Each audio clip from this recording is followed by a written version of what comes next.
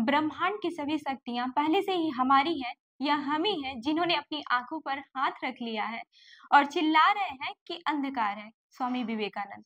नमस्कार दोस्तों, मेरा नाम है रूबी सिंह और आप देख रहे हैं जन दर्पण न्यूज। क्या किसी को इस बात का अंदाजा हो सकता है कि स्वामी विवेकानंद के जीवन को बदल देने में रसगुल्ला का बहुत बड़ा हाथ है। स्वामी विवेकानंद को बचपन से ही खाने और खिलाने का शौक था।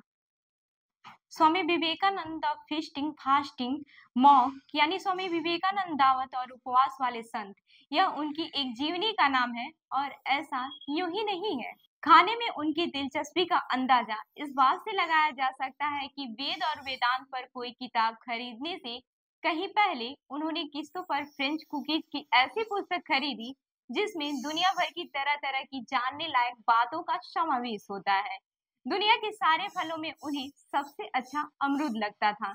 इसके अलावा वो मुलायम नारियल में चीनी और बर्फ मिलाकर खाने के भी शौकीन थे। गांधी जी की तरह वो भी बकरी का दूध पिया करते थे।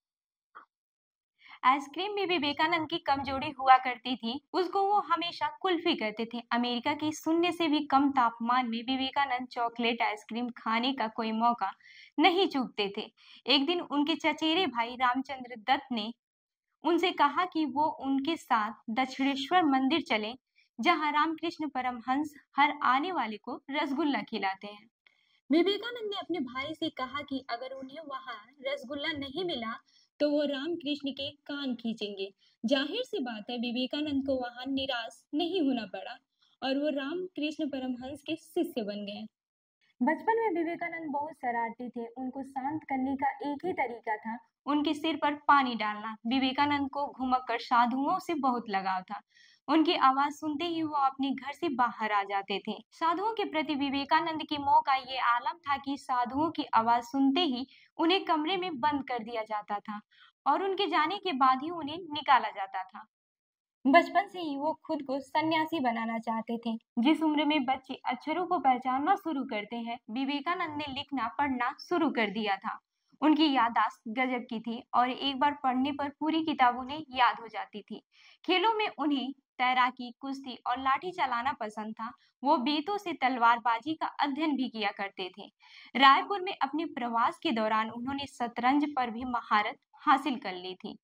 उन्होंने बड़े बड़े उस्तादों से शास्त्रीय संगीत की बाकायदा ट्रेनिंग ली थी और बहुत कुशलता से पखावज, तबला, इसराज और सितारा बजा लेते थे। लेकिन उनकी सबसे अधिक रुचि शास्त्रीय गायन में थी। स्वामी विवेकानंद का जन्म 12 जनवरी 1863 को कोलकाता में हुआ था। वे एक आध्यात्मिक नेता और समाज सुधारक थे। उनके व्याख्यान, लेखन, पत्र, कविताएं और विचारों ने न केवल भारत के युवाओं को बल्कि पूरी दुनिया को प्रेरित किया है। वे कोलकाता के रामकृष्ण मिशन और बेलूर मठ के संस्थापक हैं, जो आज भी जरूरतमंदों की मदद करने के लिए काम कर रहे हैं। वे ज्ञान के धनी और बहुत ही सरल इंसान थे।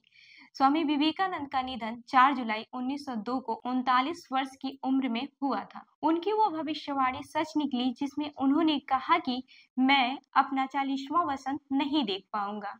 ऐसे ही अन्य खबरों के लिए जुड़े रहिए हमारे साथ। धन्यवाद।